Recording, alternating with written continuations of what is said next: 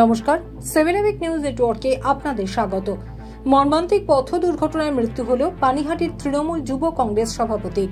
জানা গেছে, অন্যান্য দিনের মতো এদিনও অফিস থেকে বাইকে চেপে বাড়ি ফিরছিলেন এক বেসরকারি কোম্পানির কর্মী পানিহাটি পৌরসভার 34 নম্বর ওয়ার্ডের তৃণমূল যুব কংগ্রেসের সভাপতি সৌম্যব্রত দে।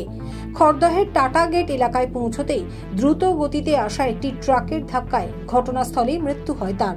খবর পাওয়া মাত্রই খড়দহ থানার পুলিশ ঘটনাস্থলে পৌঁছে সৌম্যব্রত দেকে উদ্ধার করে স্থানীয় বলরাম সেবা মন্দির রাজ্য সাধারণ হাসপাতালে নিয়ে গেলে চিকিৎসকেরা তাকে মৃত বলে ঘোষণা করেন।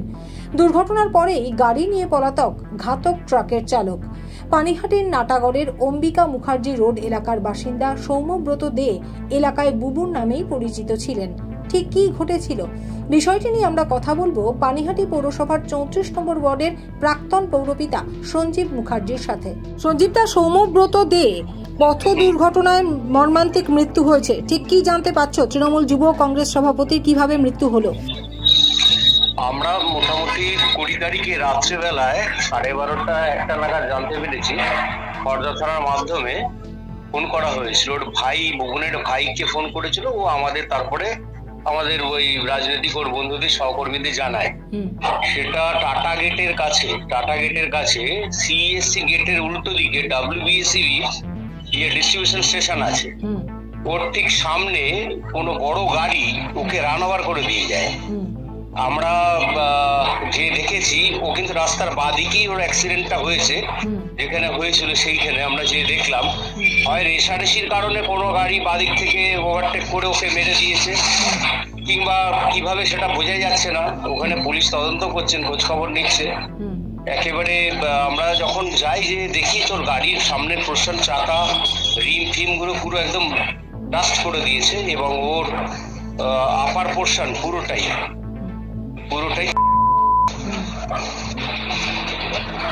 এলাকায় শোকের ছায়া নেমে এসেছে, কি বলবে? শোকের ছায়া, ছোটবেলা থেকে তো আমরা ওকে সবাইকে দেখেছি, সোশ্যাল ছেলে।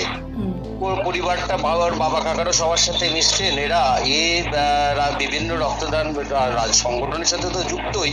খুব অল্প বেলা থেকে জাতীয় কংগ্রেস করতে, পরবর্তীকালে তৃণমূল কংগ্রেস যুব প্রেসিডেন্ট ছিল। সবার সাথে খুব ভালো সম্পর্ক রাখতো, সিনিয়রদের সম্মান দিত, জুনিয়রদের সাথে থাকতো, সবার সাথে আলোচনা করে কাজ করতো। নাটাগড় সার্বজনীন দুর্গোৎসবের সাথে জড়িত ছিল। ও একটা রক্তদান শিবির করতো, এই রিসেন্টলি করেছে, প্লাস অন্যান্য সোশ্যাল ওয়ার্ক গুলো করতো। সবাইকে নিয়ে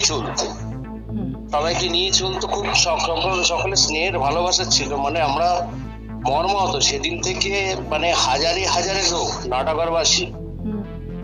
ভালো ছেলে, একটা ওইভাবে মৃত্যু, মানে দুর্ঘটনা হয় এত প্যাথেটিক ভাবে, একটা জঘন্য ব্যাপার। মানে আমরা সেদিন রাত্রেই পুলিশকে রিকোয়েস্ট করেছি যে দেখুন, এটাকে 8-10টা সাধারণ হিসেবে নেবেন না, তাহলে যারা এই ধরনের দুর্ঘটনা করে পালিয়ে যায় তাদের কাছে এটা হয়ে যাচ্ছে মানুষ মারাটা।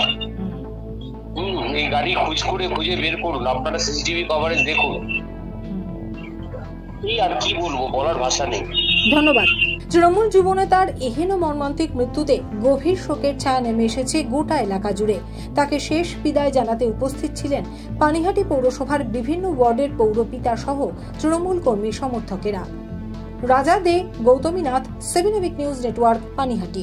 আরো বিভিন্ন খবরের আপডেট জানতে হলে অবশ্যই সাবস্ক্রাইব করুন 7 নিউজ নেটওয়ার্ক চ্যানেলটি, কারণ আপনাদের একটা সাবস্ক্রিপশন আমাদের কাছে অত্যন্ত মূল্যবান। জয় হিন্দ।